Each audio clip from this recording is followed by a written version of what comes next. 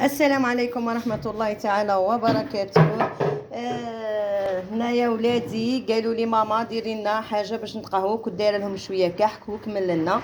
قالوا لي ماما ديري لنا باش نتقهوو حاجه سهله. اذا حبيتي ديري لولادك حاجه في الدار سهله، ديري صابلي عادي سهله واقتصاديه.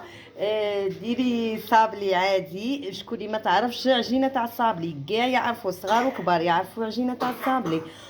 وديري معاها حاجه خفيفه، كونفيتير. انا شويه كونفيتير تاع مشماش، درته ولصقت الحبه مع اختها، وكانوا عندي شويه قطايف درتهم في الحواش. والله يبارك جا ما شاء الله، جاي تفتت وحده. شوفوا ما شاء الله